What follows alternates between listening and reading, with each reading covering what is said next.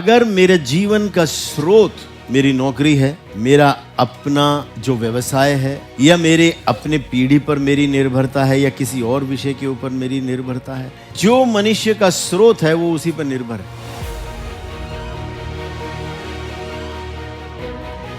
कोई कहता है अभी भी मेरे हाथ पैरों में दम है, अभी भी मैं करके खा सकता हूं, खा सकती हूं, तो उसका स्रोत क्या हुआ?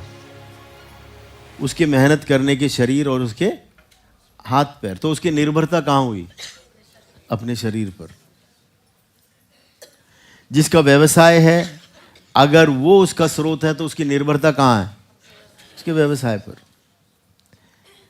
जो भी है, चाहे वो बनज हो या वो किसी जगह पे नौकरी करते हों, भाई मेरी सरकारी नौकरी है, मेरा ये है, उसमें सब विषय के अंदर एक सीमा है, वो सीमित है। आप समझ रहे हैं? जब आपने अपने ऊपर भरोसा किया, अभी तो मेरे हाथ पैरों में दम है, मैं तो अभी कर सकता हूं, सुनिए, एक दिन उतनी हिम्मत आज शरीर में अगर नहीं है जो पिछले हफ्ता थी, तो क्या होगा? हम थक जाएंगे, हम हार जाएंगे, हम निराश हो जाएंगे। अगर मेरी निर्भरता, अगर मेरे स्रोत को मैंने बनाया है कि मेरी नौकरी, मेरा व्यवसाय, तो उस प्राविधान में, उस जो मेरे आमदनी का, आय का जो साधन है, उसके व्यापकता पर, उसके माप पे मेरा जीवन निर्भर है। आप समझ रहे हैं? जिस दिन एक आर्थिक हल्का सा भूचाल आया, या मेरा व्यय, मेरा खर्चा, मेरा जो है वो संतुलन अगर बिगड़ गया, उस दिन वहां पर मेरे पैर उस भोईडोल में उखड़ जाएंगे। आप समझ रहे हैं?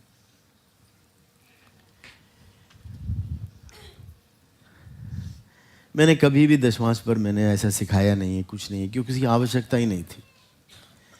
आवश्यकता इसलिए नहीं थी आर्थिक विषय में। आज आप चौंकने जा रहे हैं। प्रभु का वचन कहता है, तू अपना दशमांश, यानी जो ये है भाग है, वो मेरे भवन में लेके आ। ये आर्थिक विषयों से संबंधित ही नहीं है। सुनिए, जो दशमांश का जो विषय है, उसका पैसे से कोई लेना देना ही नहीं है। अब आप सोच रहे होंगे ये क्या बोल रहे हैं, हम तो आज तक यही सोचते आए हैं। हाँ, किसी हद तक मैं भी ऐसी सोचता था, लेकिन अगर प्रभु के वचन को परमेश्वर की आत्मा के प्रकाश में हम पढ़ेंगे, तो वहां उस विषय को नहीं देखते हैं। मैं आपको एक प्रमाण देना चाहता हूं। उत्पत्ति की लिखी पुस्तक 14वां अध्याय,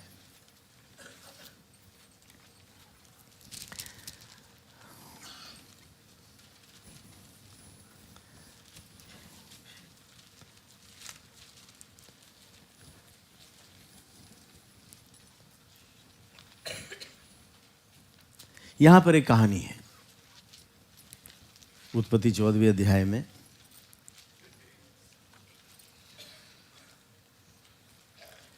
13वें पद से देखेंगे। यहां पर लिखा, तब एक जन जो भागकर बच निकला था, उसने जाकर इब्री अब्राम को समाचार दिया। अब्राम तो एमोरी, ममरे और एशकोल और आनेर का भाई था, उस बांज वृक्षों के बीच में रहता था, और ये लोग अब्राम के संग वाचा बांधे हुए थे। अब ध्यान से सुनिए, कहानी क्या है?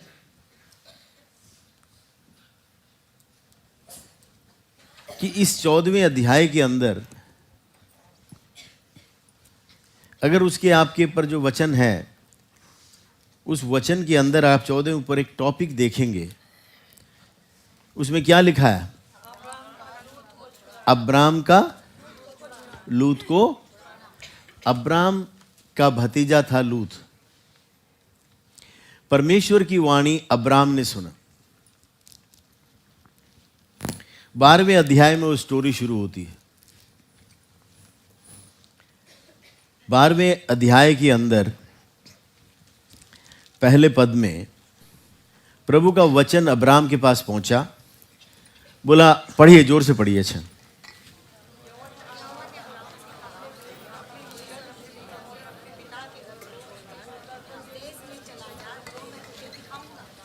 अगला पढ़िए। और मैं तुझसे एक बड़ी जाति बनाऊंगा और तुझे आशीष दूंगा और तेरा नाम महान करूंगा और तू आशीष का मूल होगा।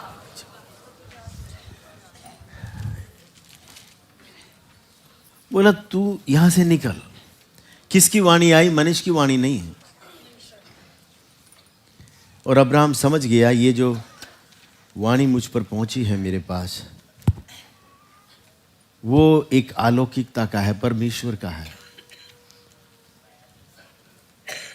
उसकी पहचान मुझे है क्योंकि वो मेरे सृष्टिकर्ता की वाणी है। कहते हैं, अपने देश, अपने कुटुंबियों को छोड़ उस देश में चला जा जो मैं तुझे दिखाऊंगा। आज क्योंकि मेरा विषय ये नहीं है, नहीं तो इसी एक वचन के अंदर बहुत सारे विषय हैं। और आगे प्रॉमिस, हर एक आज्ञा के आगे एक वायदा, और वो वायदे शर्तीय हैं। वो क्या है? मैं तुझे एक बड़ी जाति और मैं क्या करूंगा? जोर से पढ़िए, मैं आपकी आवाज सुनना चाहता हूं। और मैं तुझसे एक बड़ी जाति बनाऊंगा और तुझे आशीष दूंगा और तेरा नाम महान करूंगा और तू आशीष का मूल होगा। लिखा है, परमेश्वर की वाणी उसके पास पहुंची। कहता है, मैं तुझे एक बड़ी, यानी तेरी गिनती पूरे पृथ्वी में आकाश के तारों के नाई, समुद्र के रेत के बालू के समान अनगिनत मैं कर दूंगा। यानी तू प्रभावशाली होगा। मैं तुझे आशीष दूंगा, सफलता प्राप्त करने के लिए सशक्त करूंगा। मैं तेरे प्रभाव को बढ़ाऊंगा, तेरा नाम बड़ा करूंगा, महान करूंगा, और तू क्या होगा? आशीष का मूल होगा। यहां जितने बैठे वो आशीष के मूल हैं।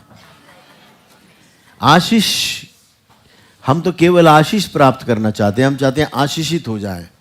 लेकिन आज जो हमारा विषय है वो केवल आशीष का नहीं है, आशीष के मूल का विषय है। आज थोड़ा टीचिंग के अंदर, शिक्षा के अंदर, सिखाने के मूड में, इसलिए थोड़ा हो सकता है जोश कम दिखाऊं या जो है एक ऐसा फ्लैट रहे। एक एक विषय को कैच करना, जीवन बदल जाएगा। आप एक बड़े भारी भरपूरी बहुतायत के अंदर प्रवेश करोगे और काफी लंबे समय तक आप उस बहुतायत के अनुभव में चलने वाले बन जाएंगे।